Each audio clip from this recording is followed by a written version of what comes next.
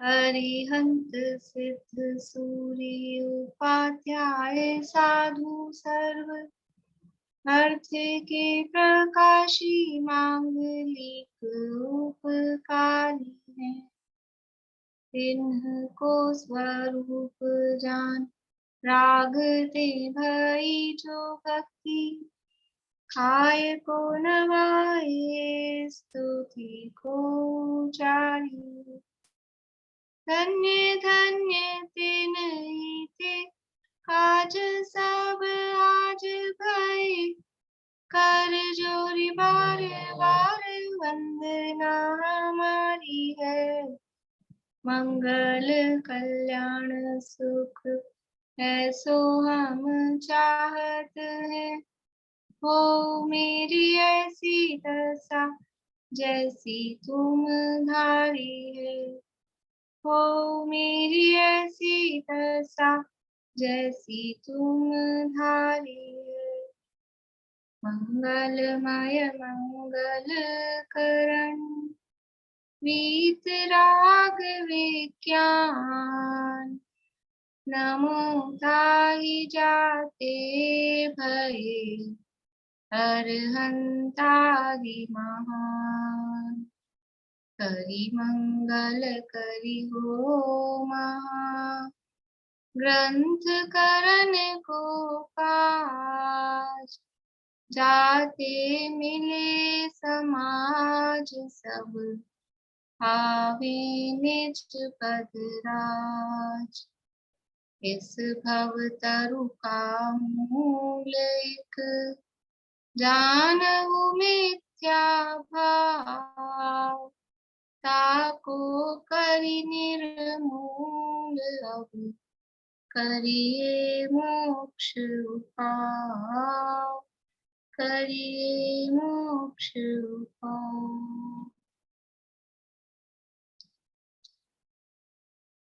Question answer है क्या कुछ है करने की?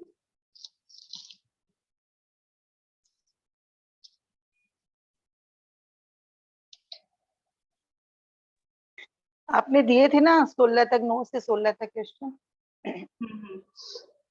करें आप लोगों ने? 9 नंबर का तो हो गया था शायद, 10 नंबर से है। प्रथमान योग जीवों को किस प्रकार धर्म में लगाता है? और उसी आंसर को अपन इस रूप में भी पूछें अगर कि प्रथमान योग किसे कहते हैं, तो उसी को उस फॉर्म में भी अपन चेंज कर सकते हैं। बोलिए बेला भाभी।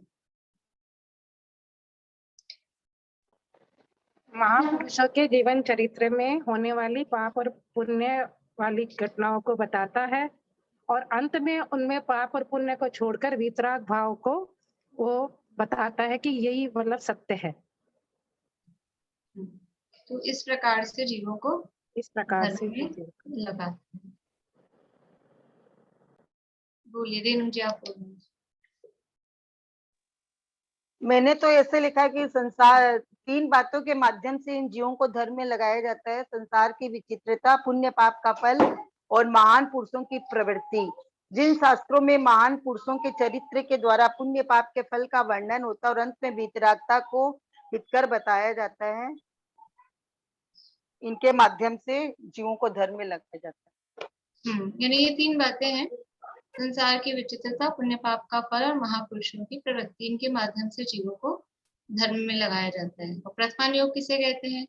कि जिन शास्त्रों में संसार की विचित्रता, पुण्य पाप का फल और महापुरुषों की प्रवृत्ति के माध्यम से जीवों को धर्म में लगाया जाता है, उन्हें प्रथमान योग के शास्त्र कहते हैं। यदि भी इसमें आगे आएगा वर्णन, लेकिन अपन क्योंकि पढ़ रहे हैं तो सामान्य स्वरूप तो अपन ने पढ़ा ही है। कुछ उदाहरण भी बाकी लोगों को तो आते होंगे, जो लोग नए हैं एक दो।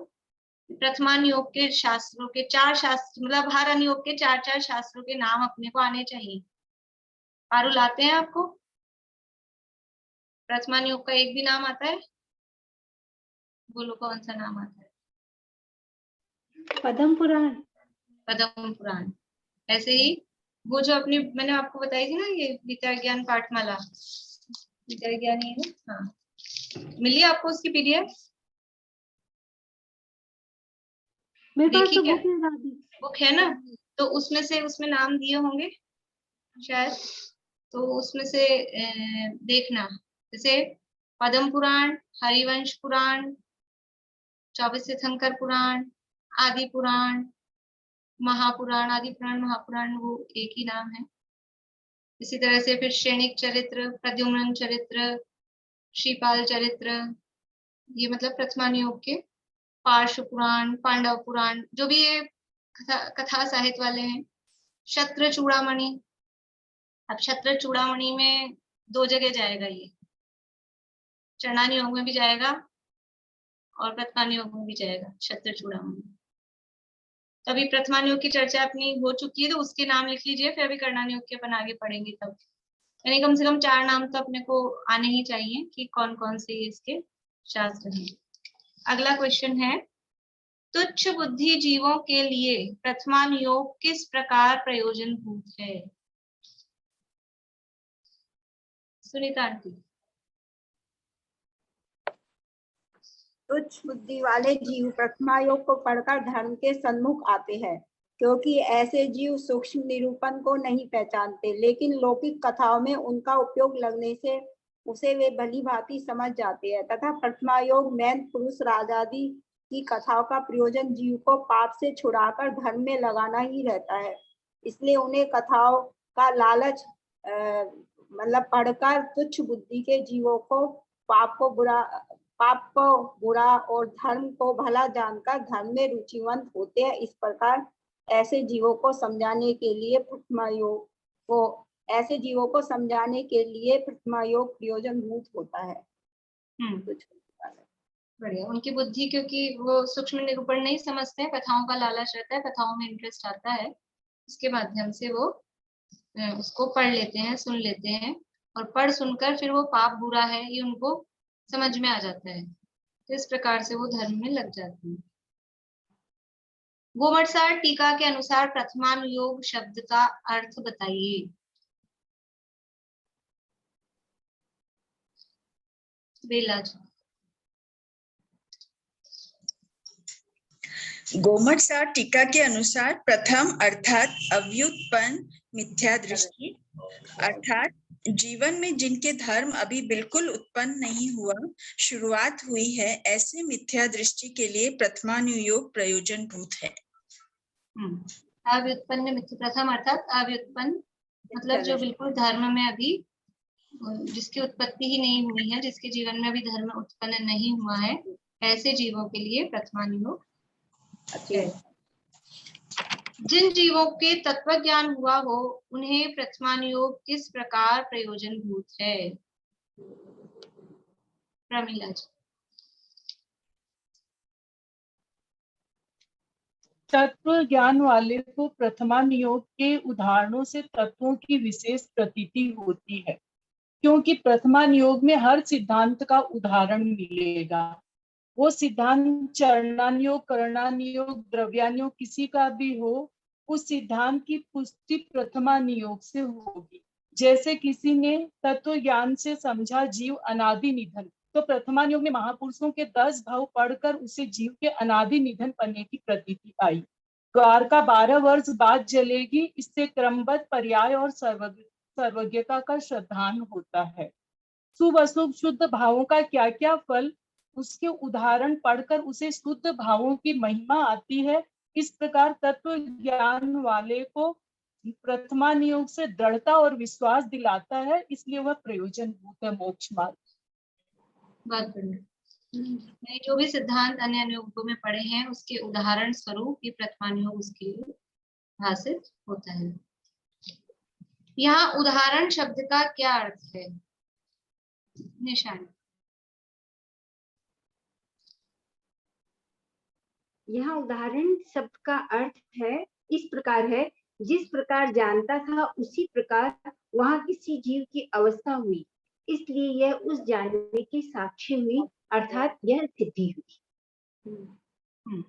यानी जैसा वो जानता था वैसा ही किसी जीव की अवस्था में दिख रही है, तो उसकी साक्षी उसकी सिद्ध करने में प्रयोजनभूत होता है। लौकिक कथाओं तथा प्रथमान युग की कथाओं में क्या अंतर है?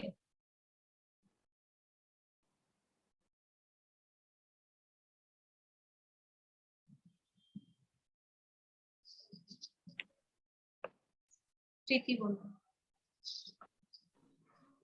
लौकिक कथाओं में राजादी की कथाएं होती हैं जिनमें पाप का पोषण होता है, जबकि प्रथमान योग में महंत पुरुषों की कथाओं का प्रयोजन जीव को पाप से छुड़ाकर धर्म में लगाना होता है। ठीक है, बढ़िया।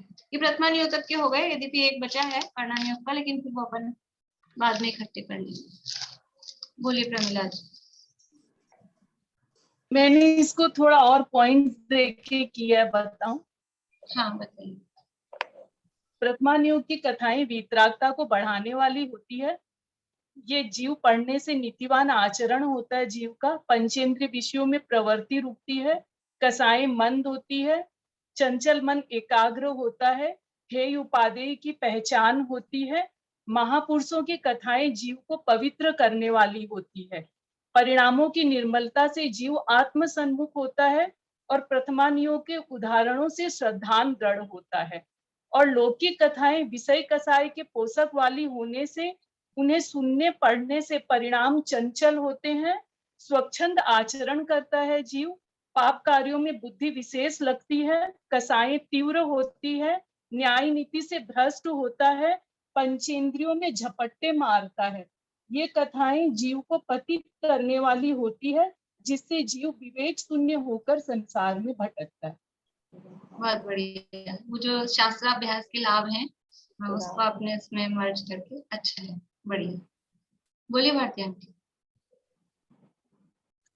मैं कह रही थी जैसे प्रथमान युग में जो प्रथम है वो पहला उसका मीनिंग नहीं है, फर्स्ट वो नहीं है। नहीं, फर्स्ट नहीं, मतलब इसका अर्थ ये नहीं है सबसे पहले प्रथमान योग ही पढ़ा जाए, ऐसा नहीं। हाँ। लेकिन वो प्रथमान योग इसलिए कहा कि जो बिल्कुल अज्ञानी है, कुछ नहीं समझते हैं, उसको भी धर्म में इसके माध्यम से सरलता से लगाया जा सकता है। मतलब इसके माध्यम से वो सरलता से समझ सकता है। धर्म में कुछ नहीं समझता और समझ लो बुद्धि में भी अगर मंद है तो भी वो प्रथमान योग के माध्यम से धर्म में लग सकता है, इसलिए उसको प्रथम का अर्थ है अज्ञानी मिथ्यादृष्टि। जैसे प्रथमोपशम कहते हैं ना, प्रथमोपशम का अर्थ भी प्रथम पहली बार हो वो नहीं है। प्रथमोपशम मतलब है मिथ्यात्व के अभाव पूर्वक जो सम्यक्त हो रहा है, वो प्रथमोपशम सम्यक्त है। तो वहां भी वो मिथ्यादृष्टि के अर्थ में वो प्रथम शब्द लिया है, यहाँ पर भी वही है। परिणाम योग के प्रयोजन की चर्चा अपनी चल रही थी और इसमें देखिए ये प्रथमान योग का प्रयोजन भी दो तरह से देखा था। एक तुच्छ बुद्धि यानी बिल्कुल अभी जिन्होंने धर्म में प्रवेश नहीं किया है उनकी अपेक्षा, और दूसरा जो तत्वज्ञानी है, पहले से समझते हैं, उनके लिए, यानी दोनों तरह के जीवों के लिए ये अनुयोग प्रयोजनभूत है। और जो ये था ना प्रथमान योग के प्रयोजन में जिन जीवों को तत्व ज्ञान हो गया है उनको किस तरह से प्रयोजनभूत है, तो पहला पॉइंट तो इसमें ये था कि वो उसके उदाहरण स्वरूप प्रस्तुत होता है। और एक पॉइंट इसमें और जो दूसरा है कि जिस प्रकार से जो वो शायद रह गया था उसमें मैं बताना ही भूल गई थी, अभी मुझे ध्यान आया कि पहला तो उदाहरण स्वरूप प्रस्तुत और दूसरा है कि जो वीर पुरुष होता है उसको वीरों की कथाएं सुनने में उसमें उत्साहवान होता है। कायरों की निंदा और वीरों की प्रशंसा सुनने में वो उत्साहवान होता है। इसी तरह से वो स्वयं धार्मिक है, वो स्वयं धर्म में रुचिवान है। तो जिसमें धर्मी जीवों की जिसमें कथा बात आई हो, उनकी कथाएं सुनने में, उनके जीवन चरित्र को सुनने में वो उत्साहित क्यों नहीं होगा। तो इसलिए भी वो उनके लिए प्रयोजनवान है, वो धर्म में और अधिक उत्साहवान है। दूसरों की बात सुन के अरे उन्होंने ऐसा किया था, उन्होंने ऐसा किया था, उन्होंने दीक्षा ली थी, राजपाट छोड़ दिया था, तो खुद को भी वो पुरुषार्थ जागृत होता है कि अरे मैं क्यों फंसा हुआ हूँ, मैं भी छोड़ूं। पहले के जो हमारे पूर्वज हुए हैं उन्होंने छोड़ दिया था तो मुझे भी छोड़ना चाहिए। कुछ तो ये इसी तरह की कथानक मिलते हैं कि वैराग्य कैसे हुआ, इसी बात को सुन के हो गया कि उन्होंने वैराग्य ले लिया, उन्होंने वैराग्य ले लिया तो फिर मैं भी ले लेता हूँ, ऐसा। तो धर्म में अति उत्साहवान होता है उनकी कथाओं को सुनने से। ये दो पॉइंट इसमें होती है। कर्णान योग के प्रयोजन के संदर्भ में जो जीव धर्म में उपयोग लगाना चाहते हैं, अभी कुछ धर्म जीवन में ज्यादा, धर्म मतलब व्यवहार धर्म भी समझे, तो वो कुछ है नहीं, लेकिन यदि धर्म में उपयोग लगाना चाहते हैं तो ऐसे जीवों के लिए भी कर्णान योग अत्यंत प्रयोजनवान है। अगर धर्म नहीं समझते हैं अभी, पर बुद्धि है, इंटेलिजेंट है, तो कर्णान योग बहुत अच्छा स्थान है उपयोग लगाने के लिए, धर्म में रुचि लगाने के लिए। उसके माध्यम से तुरंत धर्म में रुचि लगती है। फिर यहाँ बताया कर्मों के स्वरूप को सुनकर त्रिलोक आदि की रचना के माध्यम से नए लोग भी हों और अपन उनको डरते हैं ना, ये कर्म वर्म उनको समझ में नहीं आएंगे, ऐसी बात नहीं है। बात यह है इंटेलिजेंट होना चाहिए, बिल्कुल बुद्धि से मंद हो तो उनको नए लोगों को नहीं समझ में आएगा। लेकिन यदि इंटेलिजेंट है, बुद्धि है, इंटेलिजेंट मतलब दिमाग तो चलता है, धर्म में रुचि नहीं थी वो बात अलग है, तो उनके लिए भी कर्णान योग धर्म में रुचि लगाने के लिए बहुत अच्छा साधन है। क्योंकि जो वर्णन इसमें होता है, कर्मों की चर्चा सुन के जीव को कुछ समझ में आता है, तीन लोक की रचना सुन के वहां उपयोग लगता है। बोलिए भारती आंटी। ये मैं कह रही थी तीन लोक की रचना और जो मतलब ये ग्रह तारे नक्षत्र जो भी है, इसका सुन के धर्म कैसे हुआ? ठीक है, कर्मों का तो मुझे समझ आता है, कर्मों का है, गुण स्थान है, मार्गना स्थान है, लेकिन ये वाला नहीं, मैं ऐसे समझ रही थी धर्म कैसे हुआ। इससे ये समझ में आता है पाप का फल भोगने का स्थान नरक है, पुण्य का फल भोगने का स्थान स्वर्ग है। तो पुण्य पाप समझ में आते हैं, उससे अगर ये है तो फिर परभव भी समझ में आता है कि अगला भाव होगा, कहीं ना कहीं ये ऐसे नरक में स्वर्ग में जाएगा, ये भी समझ में आता है। और मध्य लोक की रचनाओं में पुण्य पाप क्या, उसमें भी पुण्य पाप समझ में आता है कि मध्य लोक की रचनाओं में भी भोग भूमि अलग है, कर्म भूमि अलग है, भोग भूमि अलग है, इस तरह की रचनाएं हैं। तो जो जीव जिस तरह का कर्म करता है वो वैसी क्षेत्र में उत्पन्न होता है उस तरह से। तो यहाँ पर भी वो पुण्य पाप का फल समझ में आ रहा है। और ये इतना बारीक वर्णन, पुण्य पाप के फल की बात हो गई, लेकिन ये इतने ऐसे नरक हैं कि स्वर्ग हैं कि ऐसा सुमेरु पर्वत है कि इतने बड़े बड़े द्वीप समुद्र हैं, इस तरह के जो वर्णन यदि पढ़ता सुनता है तो उससे जिनेंद्र भगवान की महिमा आती है। भले अभी केवल ज्ञान नहीं समझे, लेकिन ये किसने बताया, तो जिनेंद्र भगवान का भी नहीं समझ में आया, तो जिन्होंने शास्त्र लिखे हैं ऐसे जैन आचार्यों की तो महिमा आती है कि कितनी बारीक बात, कितनी सूक्ष्म बात उनको पता होगी तब तो लिखी है। और फिर थोड़ा सा आगे जाए तो ये पता उनको कहाँ से चली कि दिव्य ध्वनि से परंपरा से ये बात आई है, तो भगवान की महिमा आती है। और फिर वो भगवान में ऐसा क्या है, ऐसा कौन सा ज्ञान है, केवल ज्ञान की भी महिमा आती है। तो धर्म में रुचि तो लगती है, लग सकती है। और बातें ही ऐसी, कितना बड़ा सूर्य, कितना बड़ा चंद्रमा, अभी कोई नाप पाया है? कोई नाप सकता है कि कितना बड़ा है, कितना है, कौन बड़ा है, कौन छोटा है, किस तरह से घूमता है? बिल्कुल एक एक मतलब उसका पूरा हिसाब, कब कितना सेंटीमीटर वो आगे खिसकेगा, किस कब उसको टर्न लेना है, कब गली में मुड़ना है, पूरा बराबर इतना निश्चित है, पूरी क्रमबद्ध से होती है ज्योतिष लोक का वर्णन पढ़ने से। तो इससे धर्म में रुचि तो लगती है, ऐसी बात नहीं है, विशेष रुचि लगती है। तो रचना सुन सुन के ही लोगों को आश्चर्य लगता है क्या है, क्या है, इंटरेस्ट आता है उसमें, कैसे स्वर्ग है, कोई बताए कि अरे हम तुमको बताएंगे स्वर्ग कैसे है, नरक कैसे, तो पहले जीव को लगता है बताओ बताओ कैसा है, हम भी जानना चाहेंगे। ये रुचि लगती है। केवल ज्ञान का विश्वास आता है। हाँ, केवल ज्ञान का विश्वास आता है, बिल्कुल। लेकिन अभी जो नया है ना, उसको केवल ज्ञान नहीं पता कि क्या होता है। अभी तो ये नए की बात चल रही है, जो नया नया है वो कैसे धर्म में उसको रुचि लग रही है। तो वो तो ऐसे मोटी बातों से ही उसको रुचि लगती है। फिर जब वो पढ़ने सुनने लग जाता है तो वो आगे आएगा कि जो ये तत्व ज्ञानी है उनको फिर इससे और केवल ज्ञान में श्रद्धा दृढ़ होती है। बोलिए रेणु जी। मैं बोल रही हूँ कि क्रमबद्ध पर्याय से धर्म में अरुचि भी हो सकती है नौजवानों को या जो यंगस्टर है, कि हमारे तो लिखा हुआ है, अब हमको क्या कर्म करना है, क्या पुण्य करना है, क्या पाप करना है, ये बहुत बड़ा क्वेश्चन आज के लिए। देखो ये मेरे सामने बहुत बार आ चुका है। नहीं, मेरे पास क्वेश्चन आ चुका है बहुत बार ये वाला। लेकिन देखो वो उन्हीं को होती है जो उसका स्वरूप नहीं समझते हैं, जो केवल शब्द सुन लेते हैं, थोड़ा सा चलते फिरते कुछ सुन लिया, वो समस्या उन्हीं को होती है। जो वास्तव में उसका स्वरूप समझते हैं उसको कोई समस्या नहीं होती, उसको कोई क्वेश्चन भी नहीं होता है। ये समस्या उन्हीं को होती है जिन्होंने केवल किसी दिन कहीं कहीं चलते फिरते ये एक आध लाइन सुन ली है कि सब कुछ निश्चित है, सब कुछ निश्चित है, बस इतना सुन के और हो गया, इतना ही। वो देखो एक उदाहरण देते हैं, गुरुदेव के में आता था, दादा भी देते हैं कि कोई बच्चा बीमार था, टाइफाइड हो रहा था, और जो मिलने वाला आता और जो डॉक्टर वैद्य आते कि साहब है ना, इसको ये मत दो, ये मत दो, ये मत खिलाओ, वो मत खिलाओ। टाइफाइड में पहले तो बिल्कुल ऐसा ही होता था, वैद्य जी की दवाई में खाना पीना बंद। अब उसको लग रही बहुत जोर की भूख, और जो आए वो खाना मत दो, खाना मत दो, खाना मत दो। एक कोई आया मिलने वाला और उसने कहा कि कैसा बच्चे को कमजोर बना रखा है, एकदम सूख गया है, उसको जरा बादाम का हलवा खिलाओ, पूरी खिलाओ, थोड़ी ताकत आए इसमें।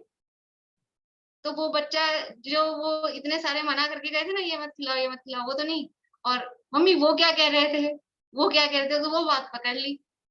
ऐसे ही पूरी चर्चा चलेगी, वो कुछ नहीं सुनेंगे ना समझेंगे, और एक लाइन उसमें से पकड़ ली कि सब कुछ निश्चित है। तो जिसकी अब होनहार खोटी हो उसका कुछ नहीं कर सकते। थोड़ा समझे सुने तो ये कोई क्वेश्चन है नहीं वास्तव में। बस वास्तविक स्वरूप यदि क्रमबद्ध पर्याय का समझा जाए तो सब कुछ निश्चित में है। वो उनका पुरुषार्थ भी निश्चित होता है, निठल्ले रहना नहीं होता है। वो जो भी कुछ करना है, जिसे करना कह रहे हैं, तो बहुत अलग है। मैंने एक दिन आपको बताया था, मैंने ग्रुप पे डाला था, मेरा एक लेक्चर था, सुना भी है कुछ लोगों ने। अभी थोड़े दिन पहले की बात है, टेलीग्राम पे डाल दिया था, क्रमबद्ध और पुरुषार्थ के संबंध में।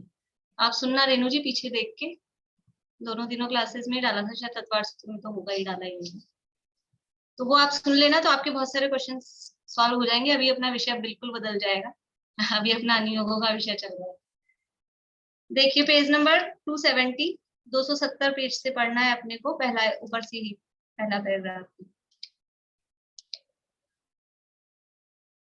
तथा जो जीव तत्वज्ञानी होकर इस कर्णान योग का अभ्यास करते हैं, यानी अभी तक जो बात की थी कि कर्णान योग किनके लिए प्रयोजन भूत है, कि जिन्होंने बिल्कुल भी कुछ नहीं सीख रखा है धर्म में, उनके लिए भी कर्णान योग प्रयोजन भूत है।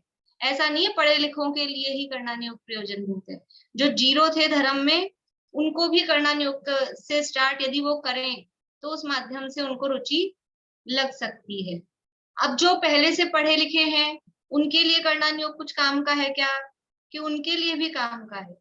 जो जीव तत्वज्ञानी होकर इस कर्णान योग का अभ्यास करते हैं, उन्हें यह उसके विशेषण रूप भासित होता है। विशेषण का मतलब है, पीछे कहा था, देखो थोड़ा सा अंतर, ये टोडरमल जी साहब की शैली तो अपने को अब तक समझ में आई होगी। उदाहरण भी देते हैं, तो जैसा उदाहरण दिया है नीचे सिद्धांत में, वैसे के वैसे एज इट इज शब्द आते हैं, और जो पैटर्न चल रहा होता है ना किसी चीज का वर्णन करने का, उसी पैटर्न पे करेंगे। तो यहाँ जैसे 2 पॉइंट्स उन्होंने लिए हैं, एक तुच्छ बुद्धि के लिए, एक तत्वज्ञानी के लिए, वही पैटर्न चलेगा प्रयोजन में। ऐसे ही वहां दिया था उदाहरण स्वरूप प्रस्तुत होता है, यहाँ क्या कह रहे हैं, उसके विशेषण स्वरूप भाषित होता है। विशेषण का मतलब है, इंग्लिश में क्या बोलेंगे विशेषण को, एडजेक्टिव, इंग्लिश में एडजेक्टिव बोलते हैं, मतलब वो उसकी विशेषता बताने वाला, उसकी विशेषता मतलब और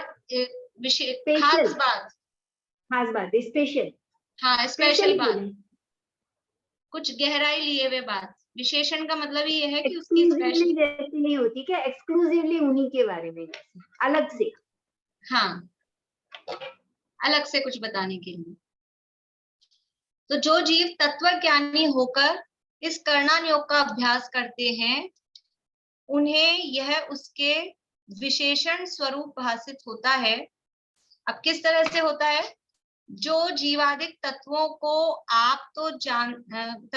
आप जानता है, उन्हीं के विशेष कर्णान योग में किए हैं। यानी वो तत्वज्ञानी है तो वो जानता है जीव अजीव आश्रय बंध समण निद्रा मोक्ष ये तत्व हैं, तो उन तत्वों को आप, यानी वो स्वयं जानता है, उन्हीं के विशेष का अर्थ भेद भी होता है, और एक्स्ट्रा बात, इस आगे की बात और डिटेल में बात, वो उसका अर्थ है विशेष। विशेषण का अर्थ भी वही है कि उसके कुछ भेद प्रभेद या उसके संबंध में कुछ डिटेल बात, स्पेशल बात जिसे हम कह रहे हैं, वही विशेषण। तो जिन जीवादि तत्वों को वो जान रहा था, जानता था, जाना था, उन्हीं के विशेष कर्णान योग में किए हैं। क्या विशेष है? अभी अपन समझ लीजिए सामान्य रूप से 7 तत्व को जानते थे, ठीक है। अब उस 7 तत्व में जीव का डिटेल में वर्णन, कि फिर जीव के भेद प्रभेद, फिर मार्गणाओं के आधार पे, गुणस्थान के आधार पे, ये विशेष वर्णन कर्णान योग में किया है। पुद्गल को जानते थे, धर्म आकाश काल में तो नहीं है कुछ इतना विशेष, समझ लीजिए, लेकिन पुद्गल के भी विशेष रूप से उसके भेद प्रभेद, 23 प्रकार की वर्गणाओं का वर्णन, वो सब विशेष रूप से किया है। आश्रव बंध को जानते थे। आश्रव बंध का हम सामान्य से जानते हैं, द्रव्याश्रव, भावाश्रव, बस इतना सा, कर्मों का आना, मोहराग द्वेष भावों का होना। लेकिन अब उस आश्रव के 57 भेद, और फिर उनको ये जितनी भी बातें हैं ना, कर्णान योग में होता है क्या, मैंने उस दिन भी आपको कहा था कि ये जो आश्रव के भेद हैं, 57 भेद हैं, अब इनको क्या करेंगे कि इनको गुणस्थानों में लगाओ, किस गुणस्थान में कौन सा भेद है, फिर इनको मार्गणाओं में लगाओ कि किस मार्गणा में कौन से आश्रव के कारण विद्यमान है, कौन से नहीं है, बस ये उसके विशेष, ये उसकी और ऐसे डिटेल। बंध की चर्चा, 4 प्रकार के बंध, सामान्य रूप से बंध की चर्चा की, फिर प्रकृति, स्थिति, प्रदेश, अनुभाग और प्रदेश, फिर उसमें डिटेल प्रकृति बंध में सामान्य से अपन ने प्रकृतियों के नाम जाने, फिर उनमें स्थिति की अपेक्षा से पुण्य पाप प्रकृतियां, उनमें अनुभाग की अपेक्षा से पुण्य पाप प्रकृतियां, फिर उनमें बंध विच्छित्ति अलग, उदय विच्छित्ति अलग, सत्व विच्छित्ति अलग, फिर मार्गणाओं में अलग, ये सारी क्या है, ये सब उसके विशेष है। विशेष है मतलब उसी के संबंध में और गहराई और डिटेल। जैसे कि अपन स्कूल में पढ़ते हैं 6th 7th 8th में, समझ लीजिए, संस्कृत समझिए या हिंदी में समझिए, कि हिंदी में कबीर के दोहे, रहीम के दोहे, सूरदास, ये ऐसा पढ़ते हैं 6th 7th 8th में, वो होता है कुछ कुछ कोर्स में। और फिर क्या होता है, फिर जब एमए करते हैं, मान लीजिए हिंदी में एमए कर रहे हैं, तो क्या होता है, तब भी यही होते हैं, कबीर रहीम, कुछ ना कुछ यही होते हैं, वो सब्जेक्ट लेते हैं उस हिसाब से। लेकिन पहले उसको सामान्य रूप से जान रहे थे, और अब उसका विशेष डिटेल से जानते हैं। कोई भी सब्जेक्ट के संबंध में समझ लो, सब में ऐसा ही है। जो अगर एमए करेंगे तो वही चीजें जो 6th 7th 8th में पढ़ी थी, उसी का विशेष डिटेल वो जाके एमए में होता है। यहाँ भी वही बात है कि जो सामान्य रूप से अभी तत्वज्ञानी था, जानता था, वो सामान्य रूप से पढ़ा था, अब उसका और विशेष डिटेल वो कर्णान योग में होता है। तो उससे होता क्या है, उससे उसको लाभ क्या होगा, वो कह रहे हैं कि उन्हीं के विशेष कर्णान योग में किए हैं।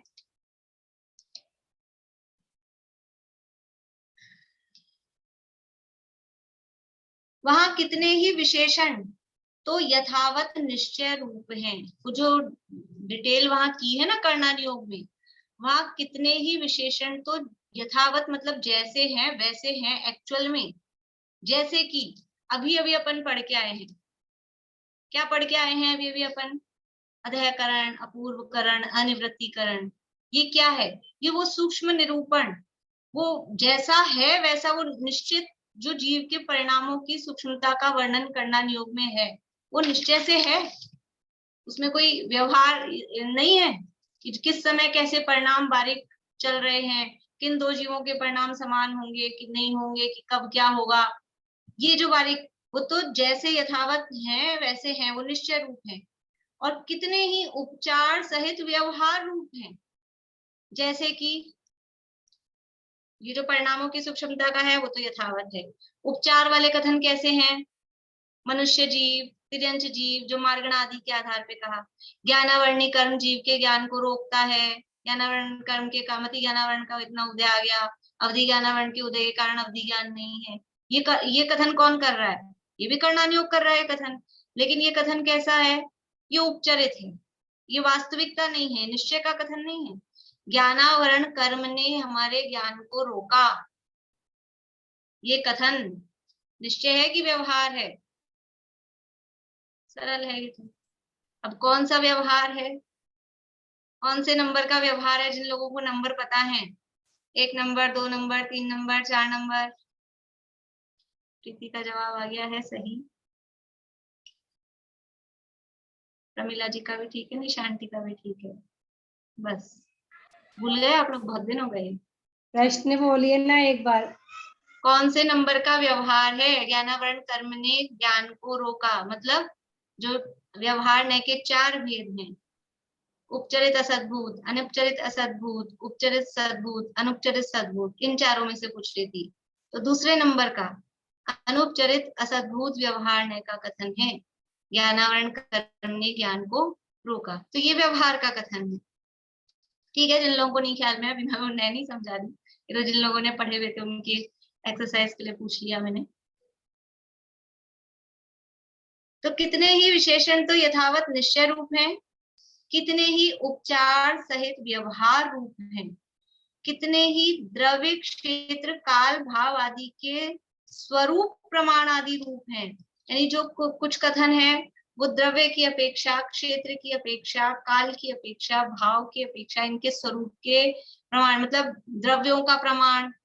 यानी इसमें समझिए कि जो संख्याएं वगैरह हैं, प्रमाण कह रहे हैं ना, कितने हैं जीव, कितने पुद्गल, कितने बराबर।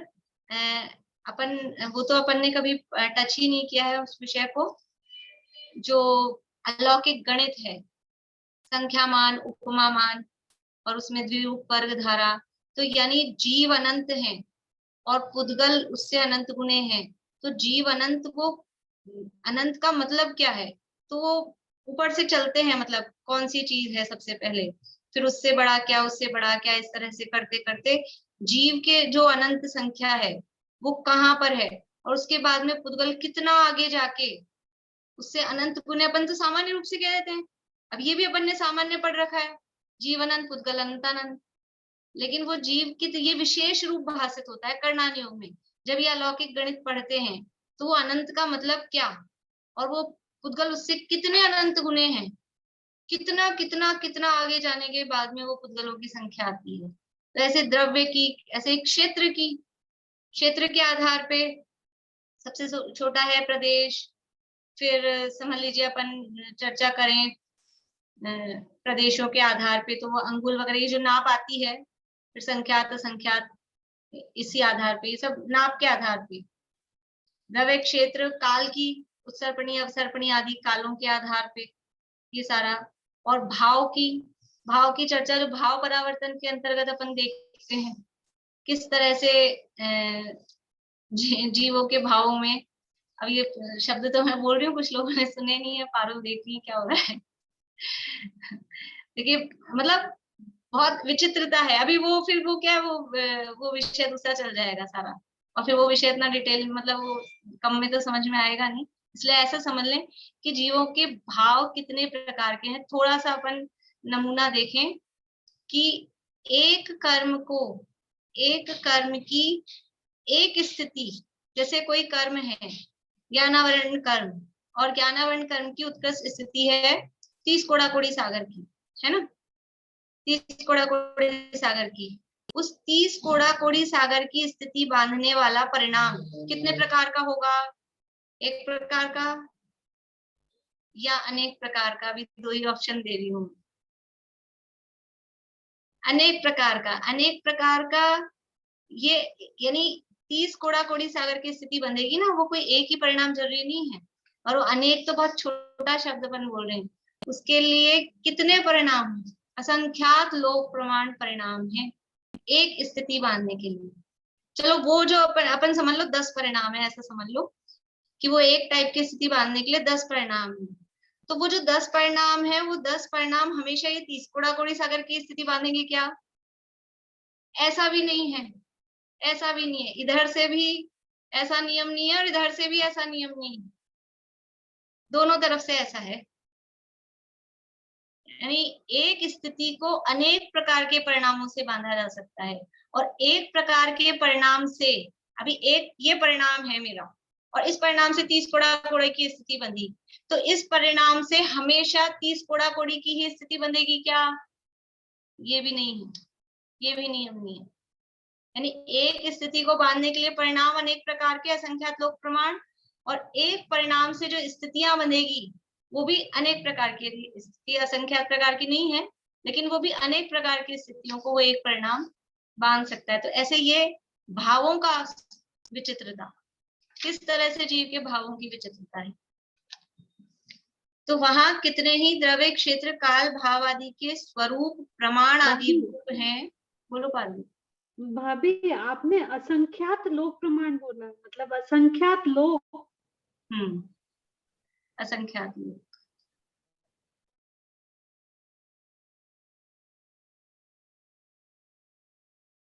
कितने ही द्रव्य, क्षेत्र, काल, भाव आदि के स्वरूप, प्रमाण आदि रूप हैं, कितने ही निमित्त, आश्रय आदि अपेक्षा सहित हैं। कितने ही कथन करना योग में कैसे हैं? वो निमित्त की मुख्यता से किए गए हैं। जो भी मारणाओं के कथन हैं, ये कर्मों के कथन हैं, ये सब निमित्त की अपेक्षा से किए गए कथन हैं। इत्यादि अनेक प्रकार के विशेषण निरूपित किए हैं। ये करना योग में ऐसे अनेक प्रकार की विशेषताएं निरूपित की हैं। उन्हें ज्यों का त्यों मानता हुआ उस करणान योग का अभ्यास करता है। यानी इतना ही नहीं, अपन जैसे 3 लोक की रचना, 3 लोक की रचना एक अपने पाठमाला में पाठ है 3 लोक वाला, तो सामान्य रूप से अपन ने पढ़ लिया 3 लोक हैं, फिर 7 नरक हैं, 16 स्वर्ग हैं, मध्य लोक में 2.5 द्वीप की रचना है, जम्बू द्वीप की रचना समझ लो, तो 7 क्षेत्र हैं, 6 पर्वत हैं, 14 नदियां हैं, 6 सरोवर हैं, इतना जाना था। और फिर अब डिटेल में पढ़ो त्रिलोक सार, तिलोय पन्नति, तो क्या होगा? हर बार पढ़ते हैं ना, जैसे लगता है जैसे कोई खदान में से कुछ नया नया निकल के आ रहा है। ये तो पढ़ाई नहीं था, ये भी चीज है, यहाँ पर ये भी चीज है, यहाँ पर भी चिन्ह मंदिर है, यहाँ पर भी चिन्ह मंदिर है, ऐसी विशेष विशेष बातें विक्रांत जी की चलती है ना, संडे की संडे। आप लोग कुछ सुनते हो? कोई लोग कल था उनका वो, बाद में सुन लिया करिए कभी जब भी टाइम मिले। वो लवण समुद्र के अंदर सूर्य चंद्रमा, कल की क्लास में था उनके, वो 3D से दिखाते हैं ना, तो थोड़ा अच्छा भी लगता है। अभी इसमें भी रुचि, एक तो अपन मुंह से बोल के पढ़ते हैं और वो 3D में बराबर पिक्चर में दिखाते हैं, तो वो और महिमा आती है विशेष, एकदम से ऐसा लगता है वो उसमें डूब रहा है, कैसा है, तो विशेष ख्याल में आता है, विशेषता भाषित होती है। इत्यादि अनेक प्रकार के विशेषण निरूपित किए हैं। उन्हें ज्यों का त्यों मानता हुआ उस करणान योग का अभ्यास करता है। इस अभ्यास से तत्व ज्ञान निर्मल होता है। ये करणान योग पढ़ के चमत्कार भाषित होता है, चमत्कार लगता है। दुनिया में तो जरा सी बातों में ऐसे आश्चर्य लगता है, और ये गजब, और ये गजब, ऐसे करते हैं लोग, जरा सी कुछ बात हुई तो ये है गजब, ये है चमत्कार, ये चैतन्य का चमत्कार, केवल ज्ञान का चमत्कार है। केवल ज्ञान का चमत्कार किसकी वजह से है? ये चैतन्य चमत्कार की वजह से चमत्कार है, चमत्कार भाषित होते हैं। बोलिए भारती आंटी। नहीं, वो पूछ रही थी, मैं सूर्य जैसे पानी के अंदर रहता है, तो सूर्य का जितना आतप है उसका तो कितना गर्म है, तो वो पानी पूरा ड्राई अप नहीं हो जाएगा? कितना पानी कितना है? वो समुद्र का नाम लवण समुद्र है वो, इसलिए वो कुछ नहीं ड्राई अप होता है। सोच के कैसा लगता है ना कि सूरज पानी में चला गया, सोच के थोड़ा। तो सूरज की गर्मी तो भूमियों में ही कुछ नहीं कर पाती है, जब रत्नों का प्रकाश ये होता है ना, तो वो सूरज दिखते नहीं है, तो वहां पर भी उसका कोई असर नहीं होता है, तो यहाँ पर भी उसका कोई असर ना हो, इसलिए कुछ खास नहीं है ये बात। इस अभ्यास से तत्व ज्ञान निर्मल होता है। उदाहरण दे रहे हैं, जैसे कोई यह तो जानता था कि यह रत्न है, कोई जानता था कि भी ये रत्न, यानी जौहरी का उदाहरण दे रहे हैं, कोई जवाहरात का काम करता हो, ज्वेलर हो, तो नया नया भी कोई सीख रहा है तो जानता है भी रत्न है, परंतु उस रत्न के बहुत से विशेष जानने पर निर्मल रत्न का पारखी होता है। हम लोग जानते हैं कि भी थोड़ा बहुत रत्न के बारे में, कि हम पहनते हैं तो थोड़ा जानते हैं, ये हरा होता है, ये ये कौन सा होता है, लाल होता है, वो कौन सा होता है, नीला होता है, वो कौन सा होता है। लेकिन वो उसकी और अब उसकी गहराई में जा रहे हैं, वही काम हम कर रहे हैं तो उसकी डिटेल जानते हैं। तो डिटेल जानते हैं तो वो पारखी हो जाते हैं, स्पेशल मतलब उसमें एक्सपर्टनेस हो जाती है, एक्सपर्ट बन जाते हैं उसकी। तो ऐसे ही सामान्य अभी तक तत्व ज्ञान हुआ था तो वो उन चीजों को सामान्य जान रहा था। कर्णान योग में उसकी विशेष मतलब उसकी डिटेल आती है, डिटेल बताई जाती है, तो वो डिटेल जानने पर और एक्सपर्ट हो जाता है, निर्मल रत्न का पारखी होता है।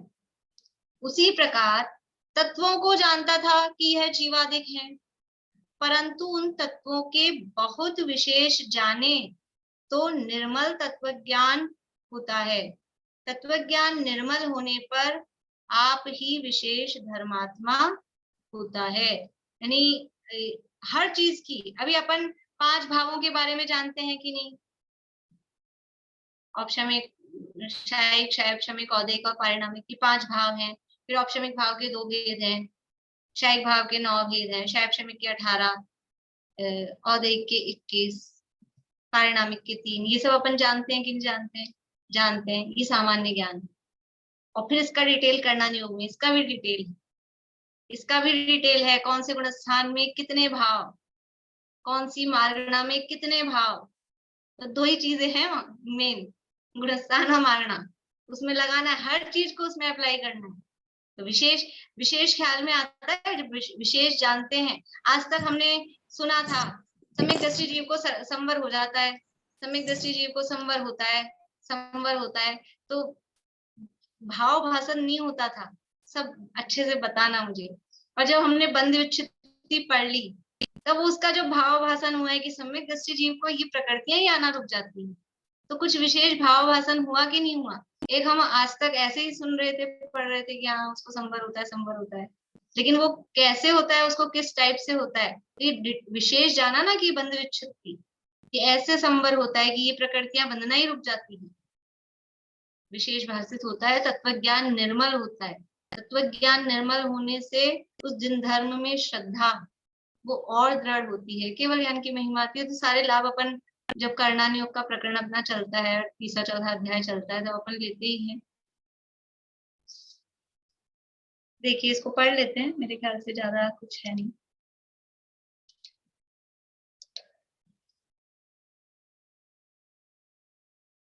तत्वज्ञान निर्मल होने पर आप ही विशेष धर्मात्मा होता है। जितना जिस चीज के बारे में हम डिटेल जानेंगे, गहराई में जाएंगे, उतना ही अपनी वो धर्म में श्रद्धा भी, भाव भासना भी, वो रुचि भी वो विशेष होगी। ये सब फील करते होंगे मेरे हिसाब से, जो जितना गहराई में पहुंचा है उसको उतना समझ में आता होगा ये बात।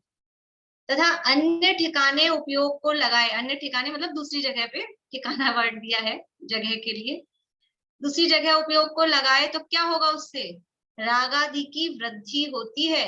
और कहीं भी अभी ये नहीं पढ़ेंगे कर्णान योग, देखो सारा दिन तो आत्मा में उपयोग मुनि राजों का भी नहीं रहता है। तो अभी तो ये गृहस्थ मतलब ऐसे ही बात चल रही है सब घर गृहस्थी वालों की, तो सारा दिन तो आत्मा की तो बात ही छोड़ो, आत्मा का तो अभी पता नहीं ज्ञान भी है कि नहीं है, लेकिन सारा दिन एक ही तरह के शास्त्र में भी उपयोग नहीं लगता है, नहीं रमता है। तो बदल बदल के लगाए, और ये कर्णान योग में लगाए तो क्योंकि उसमें सूक्ष्म वर्णन होता है, तो सूक्ष्म वर्णन होता है तो उपयोग खिसकता नहीं है। कहानी में तो थोड़ा अपना इधर उधर भटक भी गए तो भी वो पकड़ में आ जाती है, कहाँ चलो जोड़ लेते हैं अपन चीज को, लेकिन यहाँ पर उपयोग इधर उधर जाता नहीं है। और अगर इसमें उपयोग नहीं लगाए कि कर्णान योग तो कुछ प्रयोजन भूत है नहीं, अपने द्रव्यान योग पढ़ो खाली, तो क्या होगा कि सारा दिन तो उपयोग ना स्वाध्याय में लगना है, ना आत्मा में तो लगना ही नहीं है। फिर क्या करेगा? राग आदि की वृद्धि होगी, इधर उधर तेरी मेरी, इसकी भलाई उसकी बुराई, इसने मुझे पूछा उसने मुझे नहीं पूछा, बस ये करता रहेगा। राग आदि मतलब मोह राग द्वेष तीनों, राग आदि की वृद्धि होती है। और छद्मस्त का उपयोग निरंतर एकाग्र नहीं रहता, एक ही चीज कंटिन्यू करते रहेंगे ना, कि उपयोग को चेंज चाहिए, चेंज हो जाता है तो फिर वापस से मतलब अपने थकान हो रही हो ना, अपन थक गए हो, तो थकान दूर करने का उपाय क्या है? सो जाओ थोड़ी सी देर, रेस्ट कर लो। ये सोना कोई उपाय नहीं है, मतलब आवश्यक अनिवार्य उपाय नहीं है। यदि हम विषय बदल दें अपना, जो काम हम कर रहे हैं वही काम करते करते हम थक गए हैं, तो हम दूसरा कुछ करने लगे, चेंज कर दें, थकान दूर हो जाती। तो हम कुछ पढ़ रहे हैं, एक ही अनुयोग पढ़ रहे हैं, कुछ सुन रहे हैं, तो हम विषय चेंज कर दें, तो वो वापस से वो रिफ्रेश हो जाता है माइंड। इसलिए ये छद्मस्त्र का उपयोग निरंतर एकाग्र, मतलब एक ही चीज में नहीं रहता है। इसलिए ज्ञानी इस कर्णान योग के अभ्यास में उपयोग को लगाता है। उससे केवल ज्ञान द्वारा देखे गए पदार्थों का जानपना इसके होता है।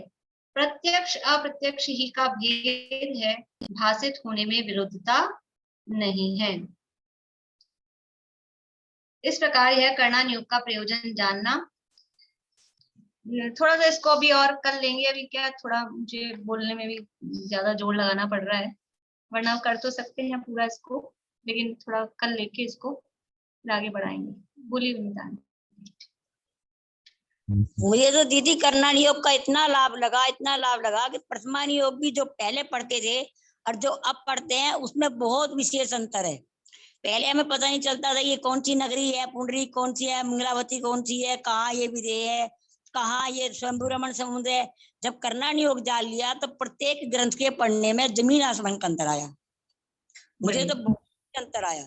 और कर्णान योग की जो विशेष बात है, ये बहुत एक्सप्लेन के रूप में है, जिसे हम पद परिचय भी कहते हैं। संस्कृत में पद परिचय कहते हैं, इंग्लिश में एक्सप्लेन कहते हैं। किसी चीज को बहुत एक्सप्लेन कर दो, तो कर्णान योग प्रत्येक विषय का बहुत एक्सप्लेन है, कर्मों का, तिलोक आदि का, स्वर्ग नरक का।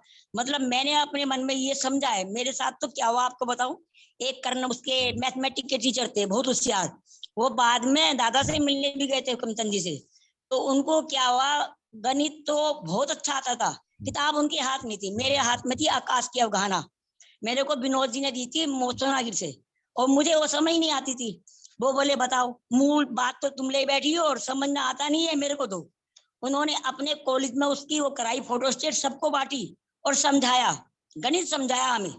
मैं बहुत ही अच्छा लगा। कर्णान योग समझ में नहीं आता अपने आप अकेला पढ़ो, लेकिन जो गहराई तक जाओ तो उन्होंने असंख्या सब समझाया, बहुत अच्छा लगा। यानी प्रथमान योगी नहीं, हम सारे ही अनुयोग, तीनों ही अनुयोग और पूजन विधान अगर वो भी हम करते हैं, तो ये अगर हमने पढ़ा हुआ है तो उनमें भी ये सारी बातें आती हैं, पूजन विधान वगैरह में भी, और ये सब हम महसूस करते हैं। अगर हमने ये सब पढ़ा है तो उसका जो भाव भाषित होता है वो अलग ही टाइप से होता है। तो कोई भी अनुयोग, ये तभी तो अपन जिसकी शादी उसके गीत हैं, तो कर्णान योग की चर्चा चल रही है। अभी आगे चरणान योग की और द्रव्यान योग की बाकी है। तो चारों ही अनुयोग बहुत ही प्रयोजनभूत है। जिनवाणी है तो जिनवाणी अप्रयोजनभूत कैसे हो सकती है?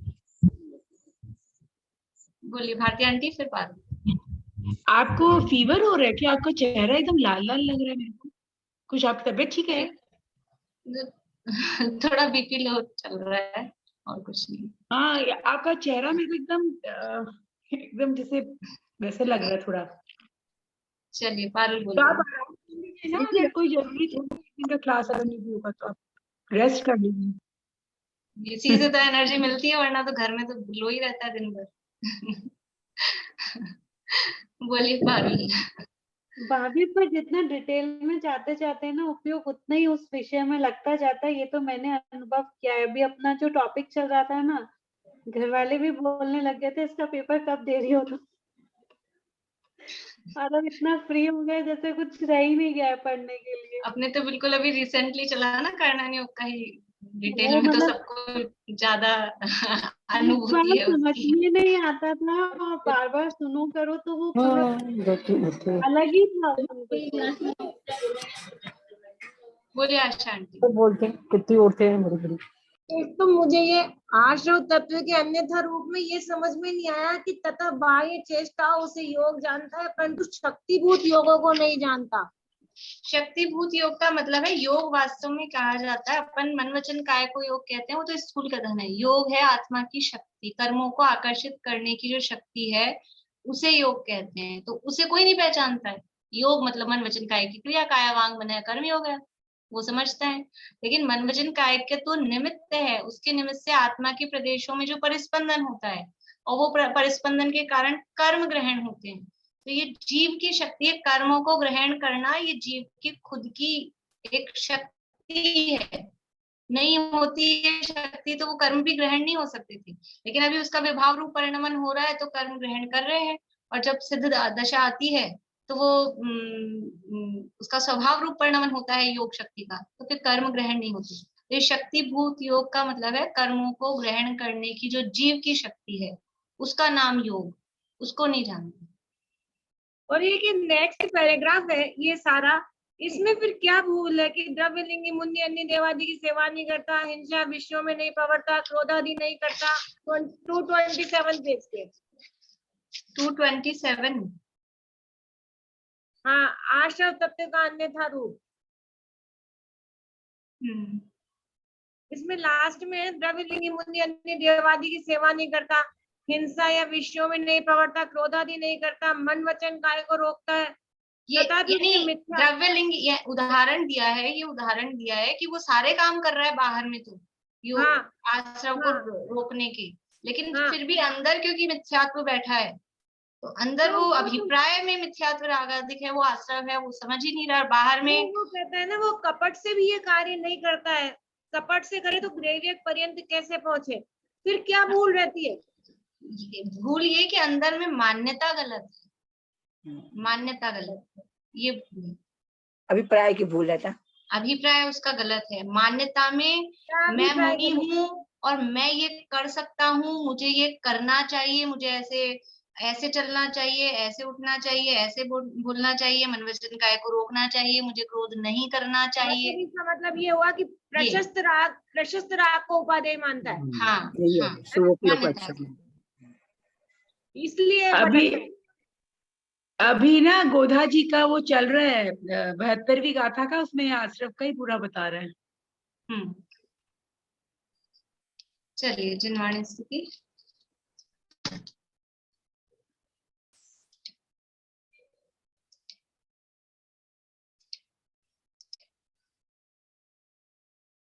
कोई बोल रहे हैं या बोलूं मैं? हाँ बोलिए पूर्णिमा। जोगे धरे रहे जोगे सुभिन्न अनंते गुणाता में केवल ज्ञानी, तासु हृदय द्रहे सोने किसी सरिता समय वे श्रुत सिंधु समानी, याते अनंत न यात में लक्षण सत्य स्वरूप सिद्धंते बखानी, बुद्धि लखे न लखे दूरे बुद्ध सदा जगे माही जगे जिन्नि वाणी, सदा जगे माही जगे जिन्नि वाणी।